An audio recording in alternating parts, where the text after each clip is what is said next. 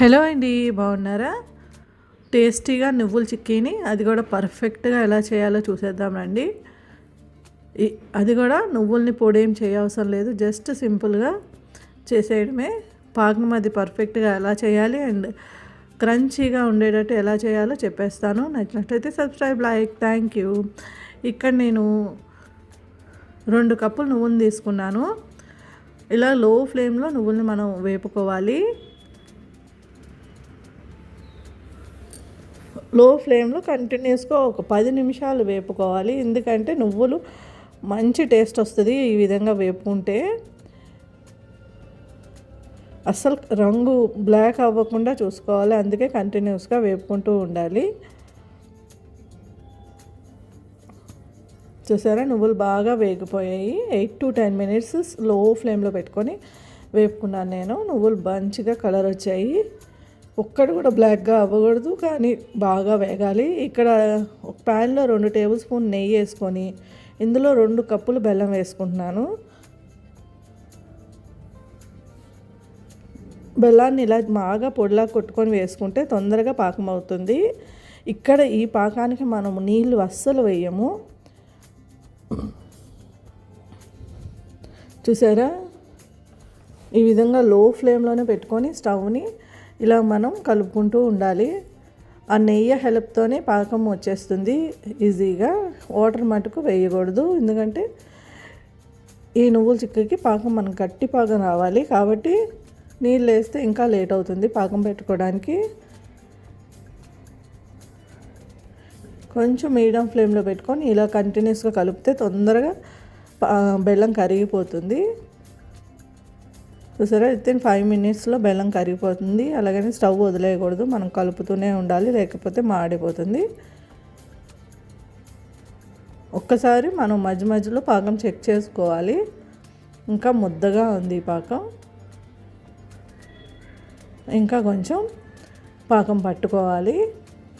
ఈ నువ్వుల చిక్కీని ఈ సంక్రాంతికి ఖచ్చితంగా చేసుకొని చూడండి. ఎందుకంటే సంక్రాంతికి బెల్లం నువ్వులతో చేసింది ఏదైనా తినాలి, తింటే శుభం అని చెప్తారు.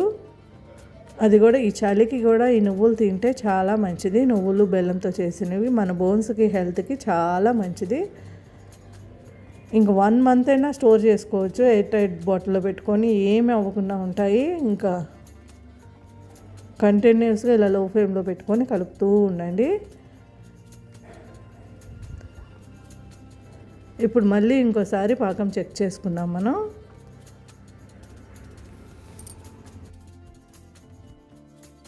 ఇలా మధ్య మధ్యలో 2-3 సార్లైనా పాకం చెక్ చేసుకోవాలి, మరి పాకం పాడైపోతుంది. లేదంటే పాకము గిన్నెలో వేసుకున్నామంటే చెక్ చేసినా రాదు, ఎందుకంటే అది కొంచెం చల్లారాకే దాని పర్ఫెక్ట్ టెక్స్చర్ మనకు తెలుస్తుంది. కాబట్టి 1 నిమిషం అలా పక్కన 2 నిమిషాలైనా పక్కన పెట్టి అప్పుడు చెక్ చేయండి. ఇక్కడ నేను చిటికెడు తినే సోడా వేసుకుంటున్నాను. తినే సోడా కంపల్సరీ వేసుకోవాలి చిక్కీలో, అప్పుడే గుల్లగా వస్తుంది. లేకపోతే గట్టిగా వచ్చి తినడం కష్టమవుతుంది. గుల్లగా రావాలంటే ఖచ్చితంగా తినే సోడా చిటికెడు వేసుకొని ఇలా కలుపుకోవాలి. పాకం కూడా బాగా వస్తుంది. ఇదిగోండి, చూసారా, ఇంకా కొంచెంగా ఉంది. ఇంకా నేను కొంచెం కలుపుకుంటున్నాను. ఇలా కలుపుతూనే ఉండండి. లాస్ట్ మూమెంట్లో ఒక 2-3 సార్లైనా చెక్ చేసుకోవాలి, లేకపోతే పాకం మరీ గట్టిగా అయిపోయిందంటే పొడి పొడి అయిపోతుంది చిక్కీ అంతాను. చూసారా, ఇలా గట్టిగా రావాలి, గిన్నెలో ఇలా వేస్తే సౌండ్ రావాలి. ఎప్పుడు కూడా పాకం వేసినామంటే చెక్ చేయకూడదు. అది వేసిన బెల్లం కొంచెం బాగా చల్లారాకే దాని టెక్స్చర్ కరెక్ట్గా మనకు తెలుస్తుంది.